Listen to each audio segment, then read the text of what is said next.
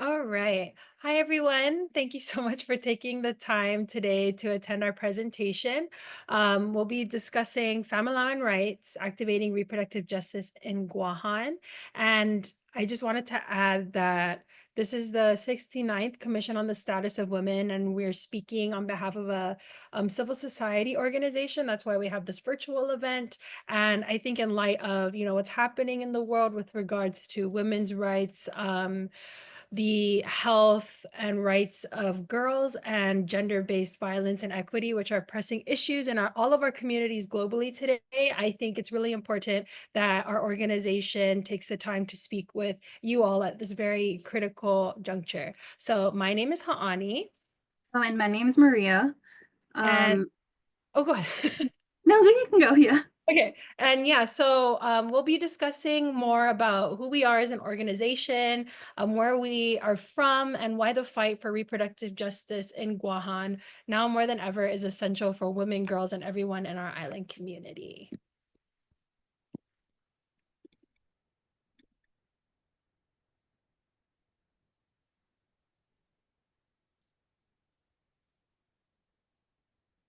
All right, so sorry, I'm just getting my slides in order, but I would first like to introduce Maria. Maria Dolojan is the founder of Famalao'an Rights and serves in our organization's board of directors. She's also a development grants manager at APIA Scholars, the nation's leading nonprofit organization providing scholarships and student success programs for AANHPI students. Maria has experience working in nonprofit organizations, higher education, electoral campaigns, and development. She served as a fellow at Apolitical Foundation for the Transform Norms Learning Collaborative and is a part of the Obama Foundation Leaders USA inaugural cohort. Thank you so much, Ha'ani, and I want to introduce Ha'ani as well. Ha'ani Lucia Fallow-San Nicolas is a Chamorro and Samoan daughter, poet, scholar, activist, and educator from the island of Guåhan, and she is currently a doctoral candidate in Indigenous politics at the University of Hawaii at Manoa, and was awarded an inaugural 2023 Mellon ACLS Dissertation Fellowship to support her research. She was among the first cohort of the Indigenous Nations Poets Fellows and has authored and published poetry and other creative writing in notable publications like the Academy of American Poets. Ha'ani also serves as the Indigenous Relations and Communications Director of Famalao'an Rights, and last year she was named one of the first women of the South Speak Out Asia Pacific Fellows to advance her reproductive justice advocacy. Thank you, Ha'ani. Thank you to Maria. I feel like a lot of feminists, especially those who are on the ground, do so many things and wear so many hats. So I'm happy that you especially were able to take the time to speak with me today. All right. So me being a part of this UN CSW, I've been speaking with a lot of people and saying where I'm from very proudly. And a lot of them, kind of look a little confused and ask me to clarify again where I'm from. They don't really know where we are. And so I think this is really important for us to talk about just kind of from ground zero, the context of Guåhan, where Maria and I call home. So, according to archaeologists, the indigenous Chamorros have lived in Lagos Zangani, or what is today known as the Mariana Islands, for more than 3,500 years.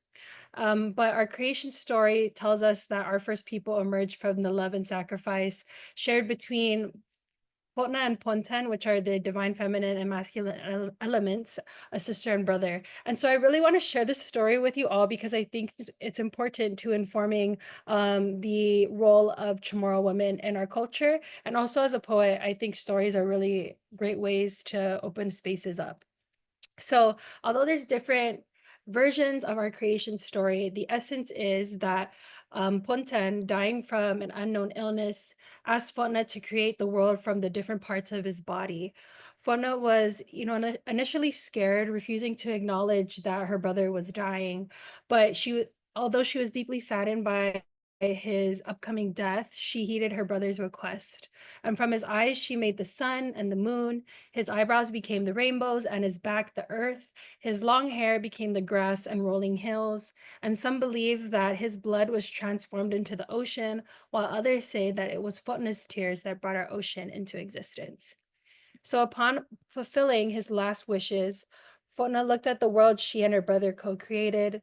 She was filled with content and joy, but soon realized that something was missing. Life that she could enjoy and steward the land with, take care of one another as Fona did Ponten. So with her powers, Fotna turned herself into a large stone pillar along the southern bay of Guåhan, and the stone eventually cracked, and the first humans flowed out, resembling Fotna and Ponten. And that stone is the image here on the left, is what you're seeing. And again, I'm sharing this story with you to not only show the indigenous connection to land and waters of the Marianas, but to also highlight our sacred understandings of femininity and womanhood in an indigenous context. And yeah, our people believe that we came from feminine and masculine energies that created the universe. However, because of colonial and imperial legacies, Guåhan is politically separated today from our Northern Mariana Islands, which are shown here. Actually, I'm sorry, the image of the of Fua Rock is not in this one, it's in the next slide. But here you can see the archipelago, the Mariana Islands archipelago, which are all the ancestral homelands of the indigenous Chamorro people. So Guåhan, which is here on the left and on the bottom of the right side photo, is politically separated, as I said, from the Northern Mariana Islands. And this is because of a series of events. So in 1492, Spanish conquistador Ferdinand Magellan made landfall in Guåhan, which marked the beginning of colonial contact for Chamorros. The Mariana Islands would not be formally colonized by Spain until 1521, although even despite being formally colonized, a series of colonial agendas were being set already. And in 1898, Spain ceded Guåhan to the United States after losing the Spanish-American War. However, Germany purchased the Northern Mariana Islands from Spain. And these are kind of what started the political division of the Mariana Islands that we see today. And I'm really giving a condensed version of so much history that's happening. So if I'm leaving out a lot of stuff, it's just for the sake of time. So after Guåhan was ceded to the United States, it would be ruled by a US naval government for a little over 40 years. This time was marked by extreme American assimilation policies that aimed at eradicating indigenous language and culture. But it was also a time where many Chamorros and locals grew dissatisfied with not being able to have a say in their government. And this period of US naval rule would be disrupted for a short time during World War II when the Japanese occupied the island. Japan had already established a presence throughout Micronesia, including the Northern Mariana Islands before this event. Their occupation of Guåhan is a dark time in Chamorro history, marked by gross injustices, concentration camps, removal from land and homes, and even what we call gumakaku, or comfort stations, sorry. As some of you may know, Japan introduced comfort stations or brothels during World War II during wartime era in the early 20th century. They kidnapped, purchased, and lied to recruit women and girls into brothels, who were then forced to endure rape and sexual violence at the hands of soldiers. Gumakaku are not openly discussed or documented because of the heinous nature of the crimes committed against Chamorro women and girls. Whereas in other places, we're starting to see a lot of survivors of comfort stations come out with their stories in areas like Ryukyu, Okinawa, or Korea. So when the United States returned to liberate Guåhan at the end of World War II in 1944, many Chamorros and locals were overjoyed to see the end of the violences of Japanese occupation. However, they were also upset that this naval government returned. This regime began to steal indigenous lands to construct military bases and installations, and they continued to implement laws without the consent of the people. So Chamorros and other locals began to launch different forms of protest against the naval government and advocated for constitutional protections as residents in a US territory. Thus, in 1960, the Organic Act of Guam was signed, which guaranteed certain rights, emphasis on certain, to Chamorros and other residents of Guåhan. And thus, today, Guåhan is an organized territory by virtue of this Organic Act. Although Guåhan's people became American citizens who could be enlisted in the United States military, they cannot vote for the President of the United States, who is the commander in chief of the military, and they do not have a voting delegate in Congress who can make decisions on legislation that impact states and territories. The local government is incommensurate with a state government who is empowered by a state constitution in addition to that of the federal government. So there's a territorial clause in the US Constitution, and it says that any moment Congress could dispose of and make all rules and regulations regarding territories and other property belonging to the United States. We call this plenary power or the authority of the United States federal government to have total control over a particular place without any limitations. And it's really important to underscore this because this is going to impact the work that we are doing and trying to combat and navigate through. And we'll be discussing that more in a bit. So in addition to the issue of this plenary power, plenary authority, a series of cases after the Spanish-American War set out to answer an important question as the United States started increasing its imperial agenda to capture places, like Guåhan, Hawaii, the Virgin Islands, Puerto Rico, the Philippines, and Samoa. And the question was, does the Constitution follow the flag? This was basically asking, are all the people in these newly colonized places American citizens? Of course, many Americans in the continental United States were staunchly opposed to this as they viewed foreigners as savages and uncivilized. They also viewed these territories as wards, and they infantilized their ways of life by stating that they were incapable of governing themselves. To the United States, they needed Uncle Sam, this paternal figure, to shepherd them into these Western systems. Thus, this colonial mindset was used as justification for what was known as the Insular Cases, which decided that the people in the territories would hold a special status, while incorporated territories like Hawaii and Alaska previously were on the path to statehood or integration into the American Union. Unincorporated territories like Guåhan would only have select constitutional protections and they would not be integrated within the United States. So basically, they're going to be a forever colony and just exist in that way politically. And because of that, Guåhan is today both an organized and unincorporated territory of the United States. This unique status bears upon the way reproductive health and rights is articulated, activated, and contested, which is important to differentiate from reproductive justice movements occurring elsewhere in the world. These histories are also significant because reproductive justice, as a praxis, a theory, and movement, takes into account reproductive health, reproductive rights, and social justice. It is an intersectional approach that recognizes that things do not happen in silos, and events that happen at home and around the globe have impacts on sex, gender, and bodies.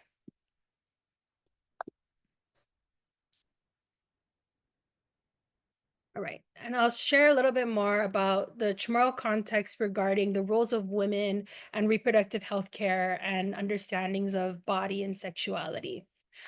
So just kind of circling back a little bit to pre-contact and early Chamorro culture, it's important to understand how Chamorro worldviews recognize Indigenous women, sexuality, and gender, as I just said.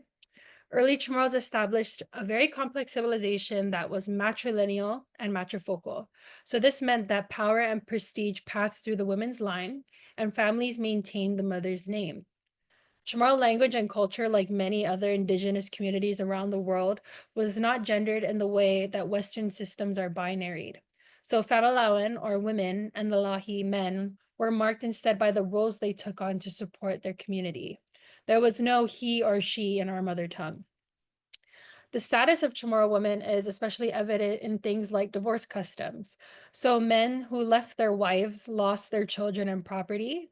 Even if a wife left her husband, she took all their belongings.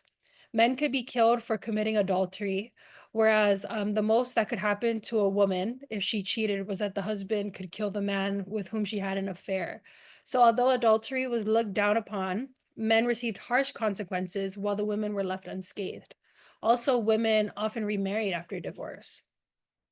My early ancestors also celebrated bodies and sexuality.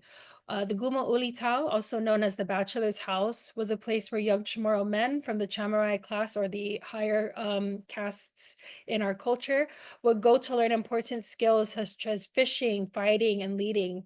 They were also taught about sex and consent with Ma Ulitao, or women who were selected to teach the boys these things.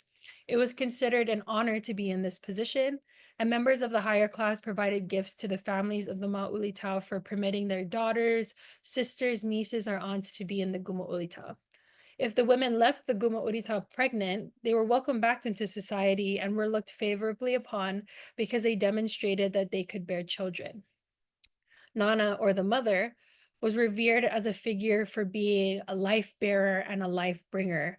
And I want to emphasize that this is not restricted physically just to the body, but how they were life bearers in the way that they protected the family, they cultivated knowledge, respect, and they brought people together, and they were able to bring and bear life in many different ways. But specifically, attuning ourselves to the body, birthing practices were centered around Famalao'an. When a woman went into labor, all the women, even the highest ranking women in the village called the Magahaga, went to support her. A scholar named Lawrence Cunningham noted that women in labor were anointed with coconut oil and wore garlands of jasmine and flowers. And in this way, when I read this, it just embodies this celebration of life and the celebration of the woman who is going through this birthing process, which I think is really beautiful. Also, in early times, many affirmed that abortion existed as an option for Famalao'an.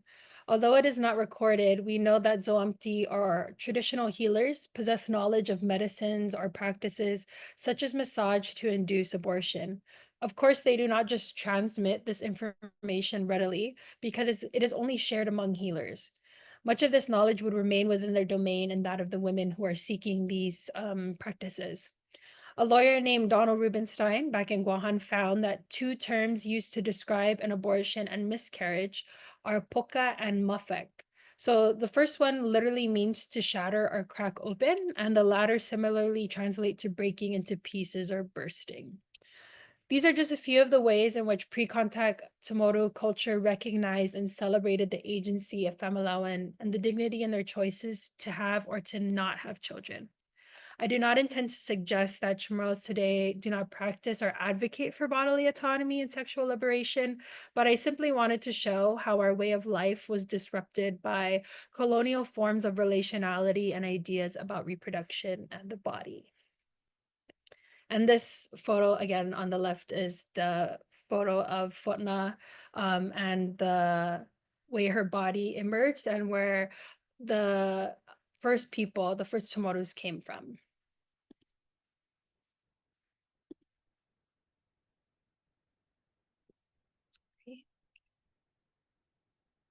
Right, reproductive justice landscape. So the framework of reproductive justice that I follow, and I believe our organization follows, is put forth by a genealogy of Black radical feminists, Indigenous feminists, and women of color. And it relies on three main interventions: reproductive health, reproductive rights, and social justice. And I will share one or two examples of how Famalao'an Rights interprets these issues within our community. So the World Health Organization, WHO, defines reproductive health as a state of complete physical, mental, and social well-being, and not merely the absence of infirmity in all matters relating to reproductive system and to its functions and processes. Reproductive health implies people are able to have a satisfying and safe sex life, and that they have the capability to reproduce and to decide if, when, and how to do so. So in this vein, reproductive health also relates to the delivery of critical healthcare services and instruments. So going specifically to reproductive health in Guåhan, there was a 2021 CDC survey that indicated that about 13.6% of Guåhan residents do not have health insurance. Again, as a US territory, we operate within this very, I'll just say, disgusting healthcare framework in which insurance is pushed upon many people who cannot afford it, with the high premiums and such. So this is the reality for folks in Guåhan, that only 13%, 13.6%, sorry, do not have health insurance. With that, a large amount of the population, so about 35,000 people, are covered by Medicaid or MIP, which shows that a large amount of Guåhan's people are considered impoverished by federal standards and entitled to subsidized healthcare programs. However, while states have Medicaid programs with no funding ceiling and a federal matching rate that reflects individual states' per capita income, Medicaid programs in the territories are capped at a certain amount and subject to a fixed share. This essentially means that not a lot of folks are able to access this program because of the limit that territories have. And for many of our brothers and sisters throughout our Micronesian region, they consider Guåhan to have some of the best healthcare facilities, which is really interesting because our healthcare system is so fragmented right now and it's not the best. But to our brothers and sisters, our neighbors, they view our island as a place to get critical healthcare. However, they, not them, but them traveling to Guåhan and accessing services actually compounds the healthcare system due to COFA. So COFA is a compact of free association, which is a specific relationship that folks from the Federated States of Micronesia, the Republic of Belau, and the Republic of the Marshall Islands have, which essentially states that they are allowed to travel anywhere in the United States visa free, and they can live take residence up in the United States without a visa. So while states like Hawaii, where large portions of COFA migrants live, are entitled to complete federal funding, Guåhan as a territory is limited and has historically not been reimbursed for over millions of dollars by the federal government. Because Guåhan is a territory, they usually have no say during the negotiations of COFA, but they continue to provide healthcare services with little to no federal funding. And again, this surmounts over years and spans years of times, accruing to over millions of dollars. Today, Guåhan receives less than 20% of the annual reimbursements that the United States owes the government used by COFA migrants. And again, this is not to blame COFA migrants themselves because they're being pushed out of their homelands for economic opportunity, and they're also climate refugees. We'll discuss climate justice in another slide, but this is not to blame them. This is because of the lack of accountability by the United States to their territories. And so in the last 10 years or so, the state of maternal health care in Guåhan has also reached a crisis level, which many have described as a maternal care desert, which is pretty ironic when you think about, the warmth and the beauty of the ocean that touch all corners of our island. This term refers to areas that lack or are entirely absent of maternal healthcare resources. So one source says that for an island with a population of about 154,000 people, there are only 7 working OBGYNs, and most of them are nearing retirement age with only 3 working full-time. This scarcity poses a significant risk, especially since losing even one specialist can significantly impact healthcare delivery on the island. And actually, 2 of the OBGYNs just retired this year and closed their practice. So obviously, these statistics are exacerbated because of that. And then also, a recent survey from our local Department of Health and Human Services found that maternal and child health disparities disproportionately affect Indigenous Chamorros and Chuukese Pacific Islanders on Guam. Chuukese folks are also COFA migrants. So even from just these statistics alone, it's really difficult, as I hope I'm showing, for a lot of the Indigenous peoples and also locals to access timely and quality reproductive health care. And again, I was talking about how a lot of folks come to Guåhan for the healthcare services that we provide. The fact is that our public hospital, Guam Memorial Hospital Authority, is the only facility in our island to cover obstetrics, labor and delivery, and neonatal health care. However, renovations for the hospital's maternity ward have been sidelined for over a decade for several reasons due to funding, disputes at the legislative level, and etc. So I spoke about reproductive health, and the other segment of reproductive justice is reproductive rights, which are defined as having the ability to decide whether or when to have children. Um, the biggest issue with reproductive rights in Guåhan stems right now from the ability to access abortion, but I recognize that abortion is not the primary struggle for many communities with regards to with reproductive health care. But right now, this is what we are seeing. Although medical abortion is legal up until the fetus is 13 weeks developed or when the life of the mother is threatened in the event of a medical emergency, there are currently no abortion providers on island. Significant social pressures like that from the Catholic Church have deterred any medical provider from practicing elective abortions. However, even if a person were to pursue a medical abortion, there's the Women's Reproductive Health Information Act of 2012 that puts in place really lengthy red tape to even access one. This law requires individuals seeking abortion to receive an in person informed consent requirement. And I'll speak a little bit about what that requirement is. So, during this in person meeting that an individual seeking an abortion has, they are required to receive a set of materials. And one of these materials is a resource showing the probably anatomical and physiological characteristics of an unborn child at 2 week gestational increments from fertilization to full term, including color photographs of the developing unborn child at 2 week gestational increments. Although the act encourages publications that are, quote, objective, non judgmental, and designed to convey only accurate scientific information about the unborn child at the various gestational ages, end quote, many individuals have found these materials to be insulting and coercive.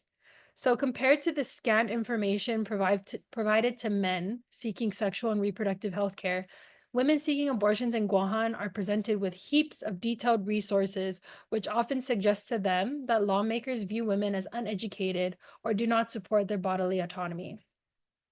And now for the third section or segment of reproductive justice, it's social justice.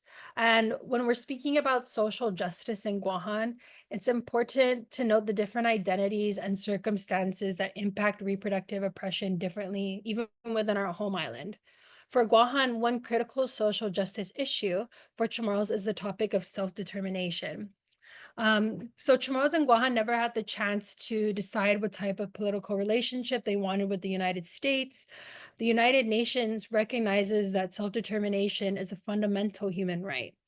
Resolution 1514, which is the Declaration on the granting of independence to colonial countries and peoples, affirms that all people have an inalienable right to complete freedom, the exercise of their sovereignty, and the integrity of their national territory. Furthermore, the United Nations notes that non-self-governing territories are areas that have not yet reached this measure of full self-governance, and Guåhan remains on this list till today. So as a non-self-governing territory and colony of the United States per UN, standards, the people of Guåhan do not have a say in many of the matters pertaining to them. The theft of land to develop military projects was mentioned. I don't know if I had mentioned it earlier, but that's a big thing happening right now in the Pacific and especially in the Marianas. And this has a profound impact on reproductive health and justice. Over one third of the island is taken by the military. And so the destruction to the natural environment through weapons testing and development has surely had a hand in the high rates of cancer among Indigenous peoples today, such as cervical, ovarian, and breast cancer that impact women, and other really large health disparities. The island is also in the process of a large military buildup. So more than 10,000 US Marines and their dependents are moving from Okinawan to Guåhan. Many know about the sexual crimes and heinous actions of the military against women and girls in Okinawa and throughout the world. And our Chamorro women, forebears here and in the past, have been protesting this buildup to protect our island's most vulnerable people. Another social issue that we must address is climate justice. The climate crisis is continuing to exacerbate among smaller islands in the Pacific, and in Guåhan, it has placed additional stress on the health and well-being of Mansumoru and Famalao'an Samoro especially. More frequent and intense natural disasters, such as Super Typhoon Mawar that struck Guåhan and the Marianas in 2023, impair an already fragile healthcare system for island residents. A report on NBC News said that In Guåhan, where maternal mortality and infant mortality rates are higher than the national average, and Chamorro infants are 5 times as likely to die before age 1, a critical care nurse at the hospital testified at the Guam legislature that another super typhoon could shut down the hospital's outdated facilities, leaving pregnant people completely stranded with nowhere to go. Lack of reproductive access is compounded by environmental and cultural issues stemming from the region's history and strategic location. And so, with these different segments of reproductive justice, health, rights, and social justice, it's really important as a reproductive justice initiative that we attune ourselves to all these different facets in the work that we do moving forward. And so, I'd like to pass the mic over to Maria to speak about how our organization came about and the ways in which we are, targeting these very different issues of reproductive justice. Thank you so much, Ha'ani.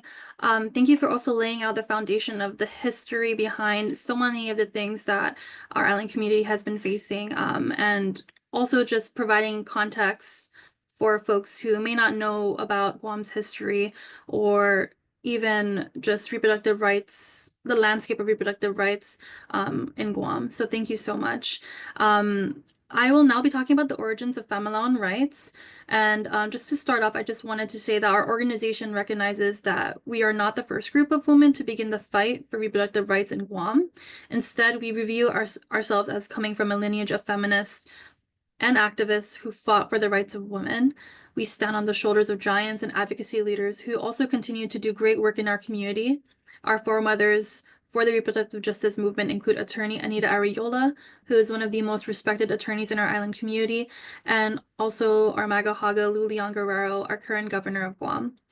The origins of our organization began in 2019 when news broke that a 12-year-old girl in our island community was raped and impregnated. It was in this moment where reality set in for me and many other women and girls, and it was the first time some of us realized that we did not have any abortion providers in Guam, and it would take extraordinary measures for someone from our island to get an abortion. In the instance of this girl who had experienced such an excruciating and life-altering occurrence, she would have to fly thousands of miles to Hawaii, and because she comes from a poor family who does not have the financial means to pursue abortion services elsewhere, she would not be able to end the pregnancy. And this was the catalyst in our wake-up call when this happened in our island community. So from here, there was a direct line from that moment to the moment when my friends, now colleagues, and I founded Famalao'an Rights to ensure everyone can get the reproductive health care they need and have their choice to do so respected in our island community. In our first set of meetings, we established a mission, vision, what direction we hope to take the organization in the next decade, and focus areas where we can provide the most impact.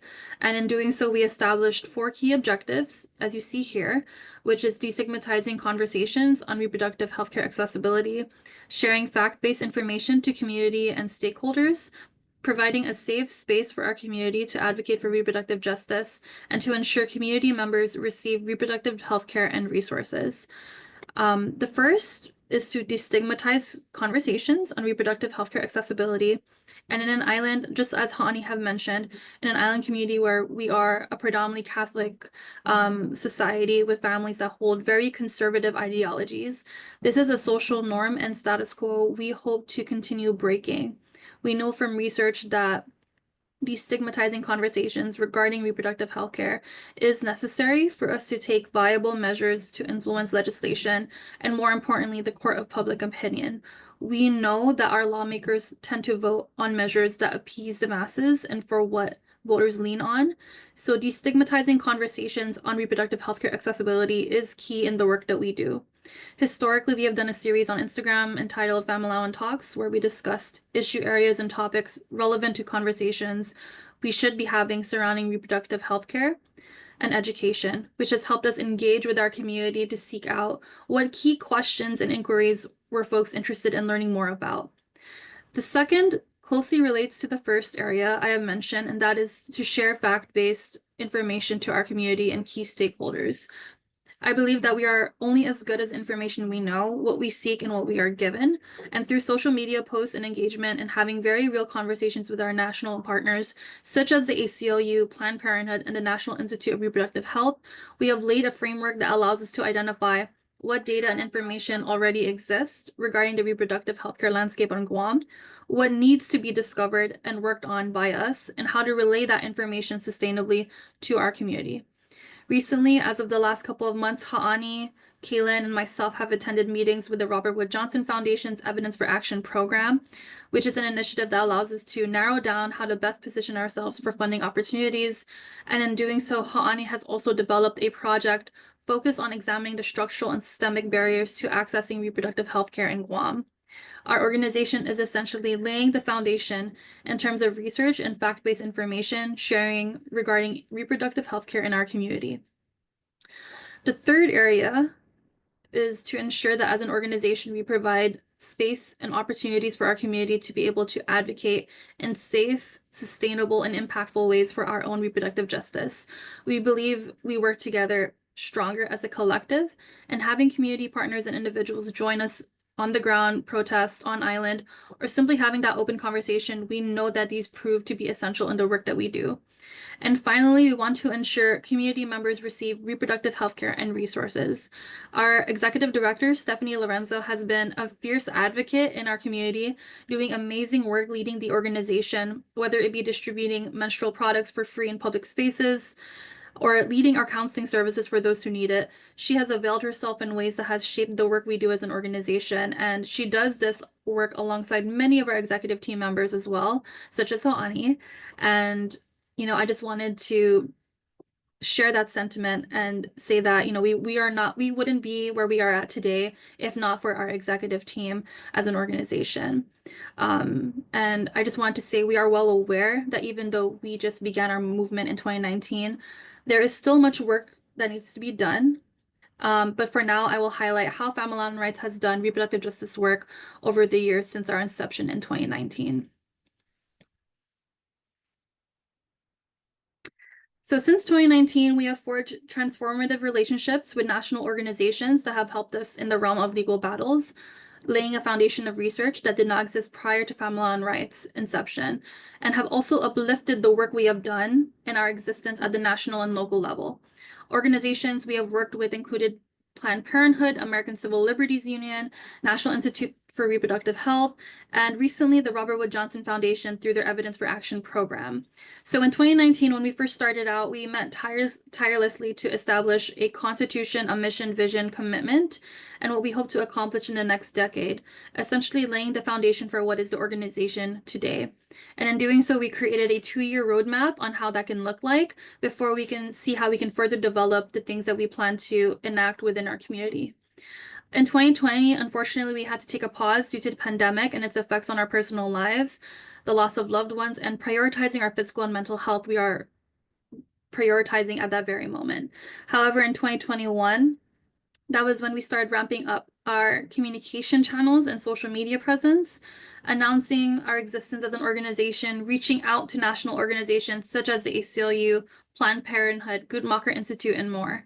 This was the year we laid the groundwork and presence of our organization at the forefront, and this was the year of many trials and tribulations, handling the negative comments we were thrown at from opposing parties and threats.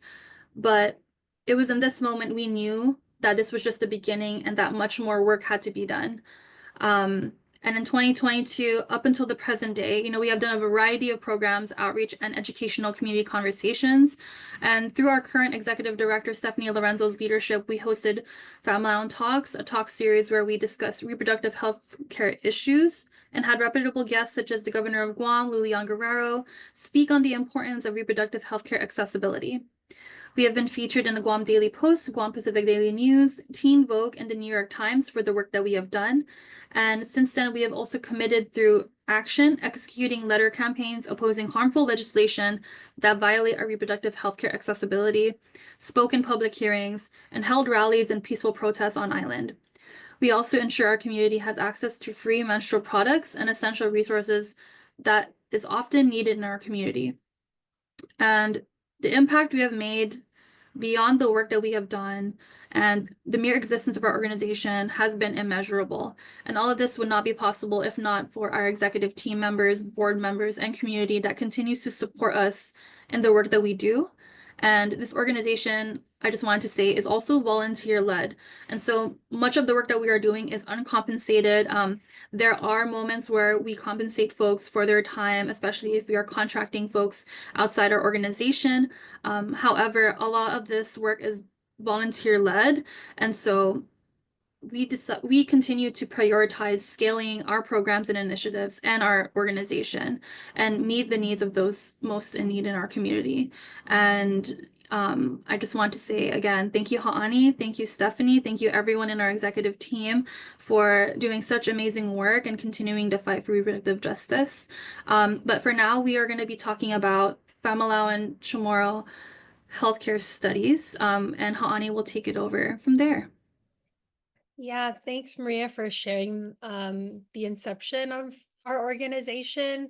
And I feel compelled to share that just the other day I was giving a talk here in New York about the significance of women's rights movements led by grassroots organizers, grassroots feminists, and the need to have sustainable funding shifted to us instead of, large corporations or government entities. And we need that funding to be long-term, sustained, and also open so that we can do so many different projects. And I hope that anyone who's listening to this and who has any connections with different funders, thinks of our group, because we're doing so many things. And like Maria said, everyone wears different hats and has so much going on that this is kind of something we do uncompensated just because it's a labor of love and passion for our community to drive safe, timely, equitable reproductive health care and rights, right? And so,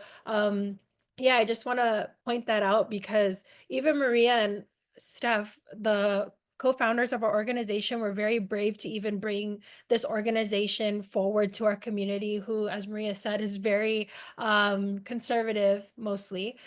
So this has been an initiative that has been so critical to reaching so many different people in our community who may not feel empowered at this moment to have that voice to say, we demand this or we demand that, right? And yeah, I just wanted to thank Maria for all that she's done. And so because of the fearlessness and the drive of the people on our team, we were able to do very important projects such as this reproductive healthcare study. And so Maria, myself, Steph, and the other members of our team also spend a significant amount of time locating and writing grants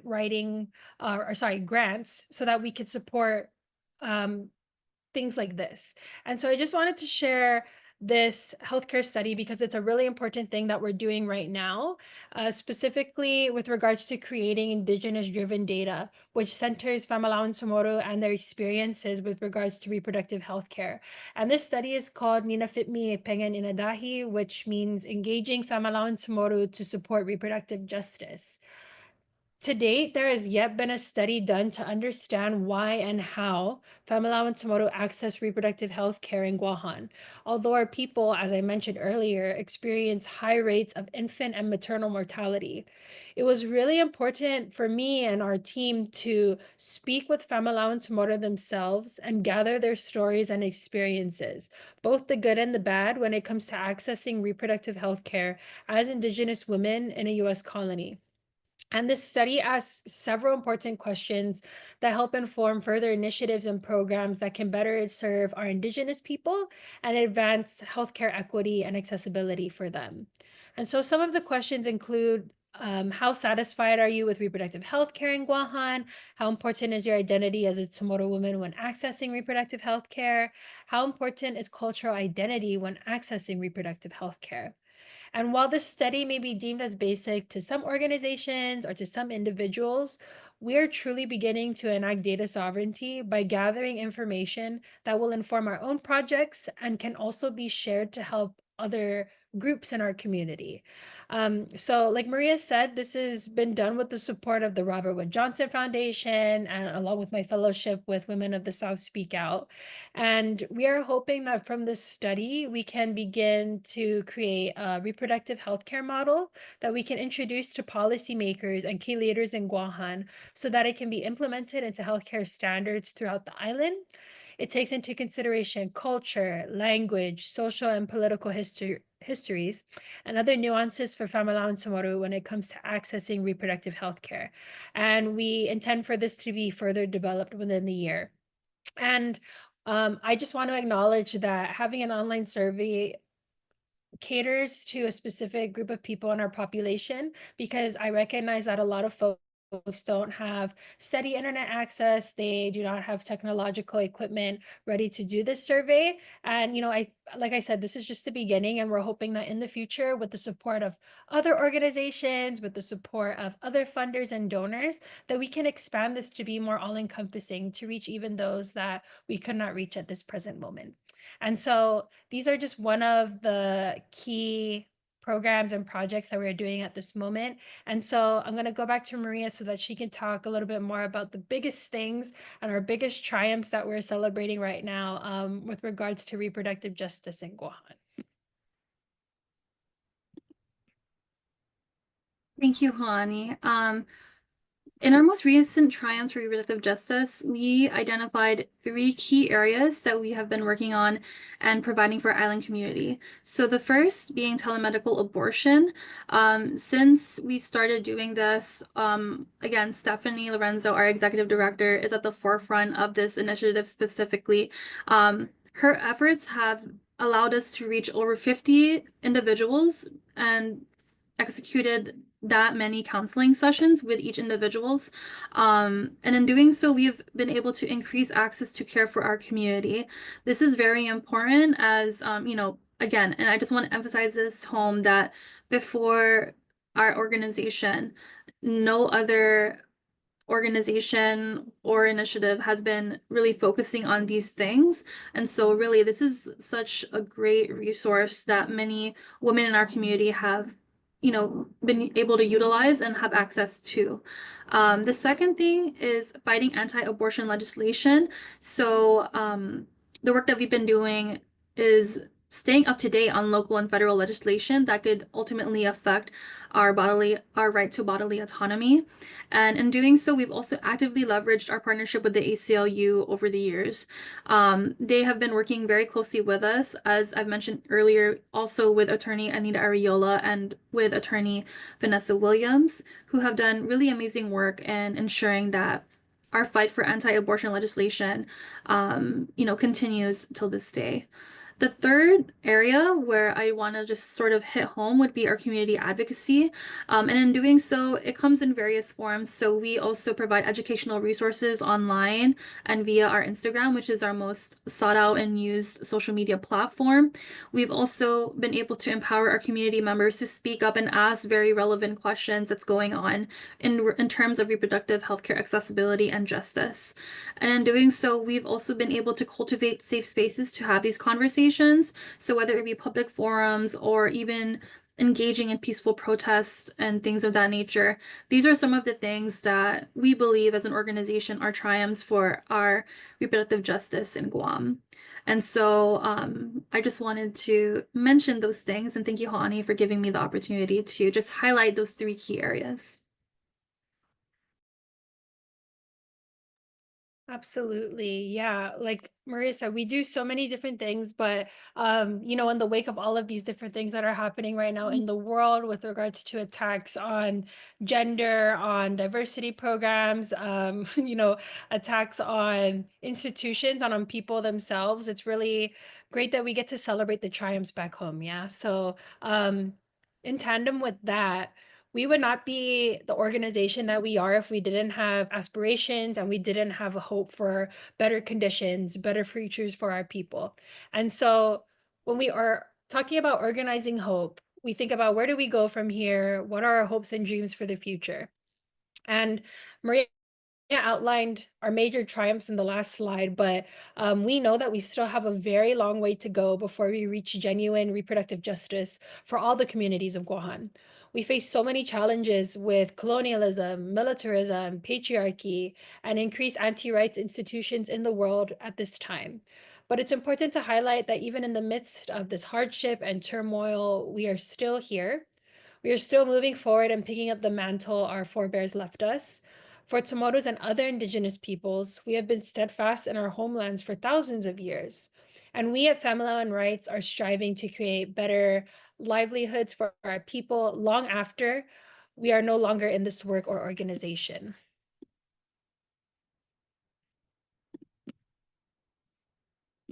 Sorry. Our major overarching goals that we are continuing to fight for include establishing a fund in perpetuity that will support individuals, organizations similarly committed to advancing access to reproductive health care, creating and sustaining public forums to have constructive science and fact-based discussions on the various components of reproductive health care, establishing partnerships and collaborations with other reproductive rights campaigns and organizations to increase momentum in our movement and to fundraise. And finally, establishing a health care center and clinic that delivers critical reproductive health care and information. And in thinking about longevity, hopes for the future, we as an organization really embrace the new and younger generation of feminist leaders who want to take up leadership within our group. Our positions will inevitably turn over or we change capacities at any different moment. And so we must continue to embrace and mentor those who will take our place in the movement. And I think this is really important when thinking about continuing the work of those in our genealogy and lineage of feminist activists.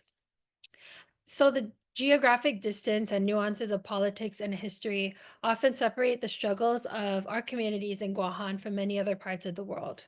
However, we share the story of our home, people, and organization with you all to begin to build a bridge with you and other places that we have not yet forged solid alliances with.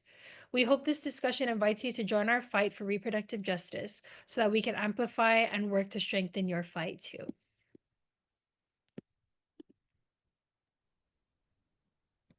Thank you, Hani, and thank you everyone for also being a part of this conversation and giving your time today and tuning in.